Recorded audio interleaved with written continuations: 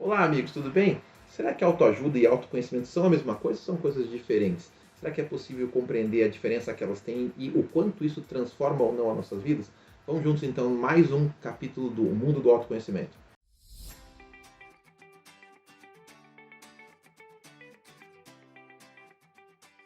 Fala, amigos, tudo bem? Sou Eduardo Almeida, do Mundo do Autoconhecimento, e a palavra aqui já é clara: autoconhecimento e não o mundo da autoajuda. E justamente porque a gente está ligado a uma causa que é focada no autodesenvolvimento ou autoconhecimento. E se você quer se autoconhecer melhor, quer ser um agente da transformação, não apenas dá teu like, não apenas faz teu comentário, mas venha para a reeducação emocional comportamental. Venha ser um agente da transformação do mundo por meio de pessoas melhores, porque somente assim é possível construir um mundo melhor, através de pessoas melhores.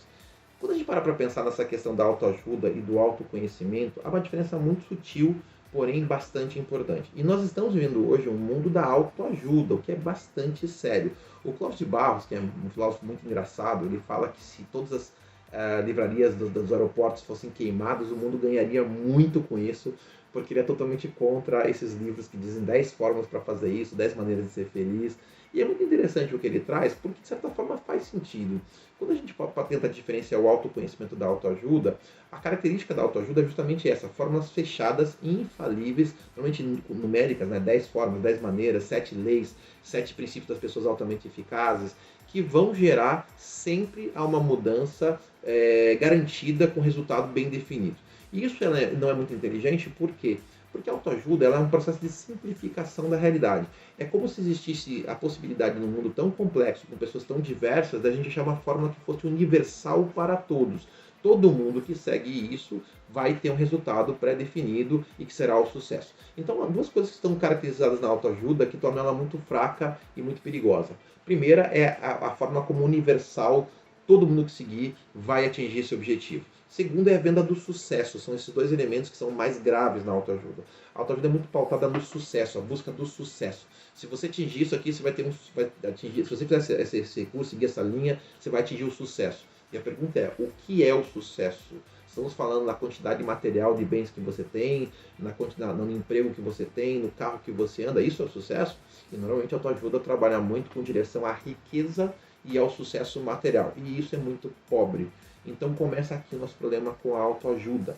Porém, seria um pouco rigoroso demais falar que a autoajuda pode não ajudar as pessoas. Por quê? Se eu pego, por exemplo, 7 hábitos das pessoas altamente eficazes do Covey, que é um livro muito bacana, depois teve o 8º hábito, que o Clóvis de Barro mete o pau, inclusive. Mas eu paro para pensar o que o Covey trouxe, não é uma regra universal? Não é. Mas ele estudou bastante gente para identificar que aquelas pessoas que foram estudadas apresentam resultados. Ou seja, aqui eu começo a diferenciar um filósofo como Clóvis de Barros, que quer falar sobre conhecimento, e o conhecimento prático, a filosofia de vida, que é aquilo que eu aplico todos os dias na minha vida. Se eu pegar, por exemplo, pessoas que fumam e disser que fumar faz bem, você acreditaria nisso? Sem dúvida que não, porque a ciência já comprovou, através de muitos dados, que fumar leva ao câncer, leva à doença. Então, estaria eu errado dizer que as pessoas saudáveis não fumam? Sim, é uma regra que mostra que as pessoas saudáveis não fumam. Se você não quer fumar, se você quer fumar, essa é uma outra história. Mas você tem conhecimento para compreender que o cigarro leva a uma consequência. Então, o problema das regras universalizadas não é que necessariamente elas são ruins, elas podem deter alguma verdade, elas podem ser úteis como orientadoras da tomada de decisão. O problema da autoajuda é que muitas vezes ela coloca como definitiva, absoluta, sempre vai dar certo. Ah, mas tem uma avó minha que morreu com 100 anos e fumava, não é assim que as pessoas falam?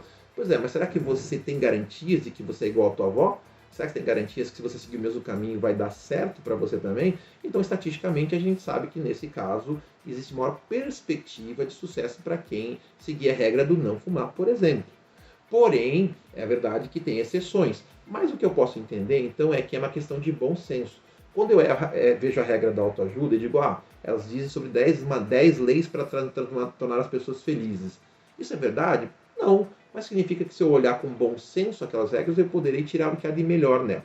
Então, o problema da autoajuda se baseia num perfil de comportamento clássico, que a gente também vê muito em leitores de autoajuda, que é a transferência da responsabilidade para a fórmula. Ah, se eu ler esse livro, se eu fizer esse curso, então eu serei feliz, eu serei um sucesso. E não existe fórmula mágica. O que existe são caminhos que precisam ser seguidos.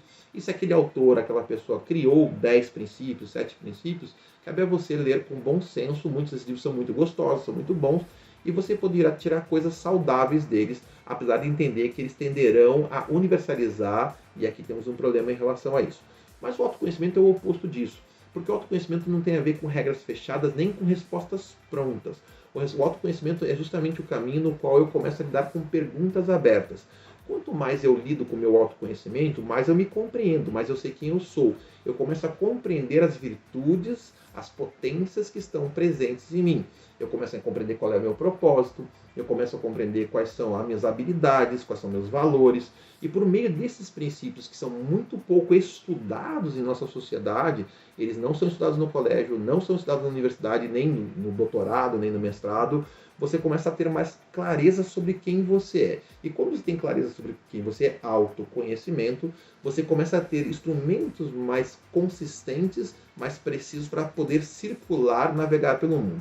Por exemplo, se eu sei quais são meus valores cardinais, meus 5 valores cardinais, e eu estou vivendo uma relação numa empresa, num relacionamento afetivo, que eu me sinto ofendido diariamente, me sinto angustiado, se eu visitar os meus valores, pode ter certeza que eu vou encontrar um daqueles valores que está sendo massacrado ou ofendido diariamente.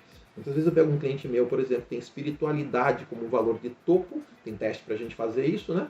Usamos o teste da psicologia positiva e encontramos os valores dele, né? Os valores de base, e ele descobre que a espiritualidade é o primeiro. E ele vive um ambiente que é massacrante, que não valoriza o lado mais subjetivo, mais sutil, e que é muito focado apenas para resultados. Será que aquilo vai causar algum tipo de tensão nessa pessoa? Sem sombra de dúvida que sim.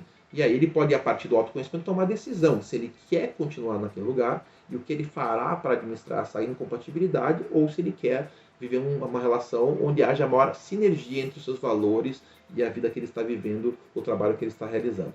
Então, quando eu falo também sobre a questão do propósito, se eu sei qual é meu propósito, não sei se você sabe, apenas 1% da humanidade sabe qual é o seu propósito, sabe qual é a causa a qual ele serve, como ele pega os seus, como diria Aristóteles, como ele pega os seus valores, como ele pega as suas habilidades, suas competências e aplica em direção às dores do mundo, porque é ali que está o propósito dele. Quer dizer, ele sabe a causa que seus talentos ajudam a resolver no mundo e ele sabe qual é a missão que ele está seguindo para transformar a sua vida e a vida do mundo à sua volta. Então, quando ele tem clareza sobre o seu propósito, fica muito mais fácil dele navegar e, inclusive, enfrentar os momentos em que a vida está difícil. Essa pandemia, por exemplo, a vida ficou muito difícil para todo mundo. Mas quando você visita o porquê você vai superar essa dificuldade, quem tem propósito, tem clareza sobre o seu propósito, tem algo mais sólido para se basear. Então, a diferença do autoconhecimento para a autoajuda é que o autoconhecimento não implica em respostas fechadas, e sim na capacidade de fazer perguntas e lidar com elas. É justamente o que seria chamado de inteligência espiritual, a capacidade de eu lidar com perguntas, com respostas que não estão fechadas, que estão em aberto, mas com alguma tranquilidade, me perguntando, me questionando para poder seguir em frente com base naquilo que é sólido. No mundo em que tudo é líquido, como diria o Zygmunt Bauman, né? A sociedade líquida, o mundo em que tudo é líquido, onde tudo é relativo, o que será que é sólido? Quando eu tenho valores sólidos, quando eu tenho propósito sólido, quando eu sei quais são meus talentos, os meus princípios, minhas virtudes, eu começo a ter maior perspectiva de navegar bem nesse mundo que é líquido. Agora, isso não significa que eu estou em busca de uma fórmula mágica, uma receita de bolo para ser feliz e ter sucesso. É aqui que a autoajuda peca. Na fórmula infalível, na fórmula mágica que é vendida como um remédio para a doença do mundo. Então, se você quer se aprimorar, se você quer ser um ser humano melhor, dê mais atenção ao seu autoconhecimento. Pode consumir autoajuda, não sou contra a autoajuda, até eu mesmo consumo alguns livros que eu acho muito bons, mas sempre com esse bom senso de entender que não existem fórmulas fechadas. O que é importante é saber pensar, questionar e principalmente olhar para dentro. Vivemos numa sociedade chamada excêntrica. O que é excêntrica? Voltada para fora.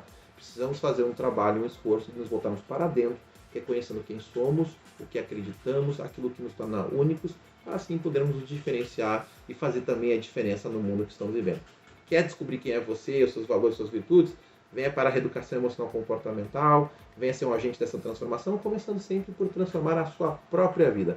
Tudo começa quando eu transformo a mim mesmo, eu sou um exemplo, walk the talk, eu sou um exemplo daquilo que eu acredito, então eu estou em condições de ajudar o outro. Ninguém ajuda o outro sem antes ajudar a si mesmo. Vamos juntos, deixa seu comentário, deixa o teu like aqui, compartilha esse vídeo e vamos juntos construir um mundo melhor por meio de pessoas melhores.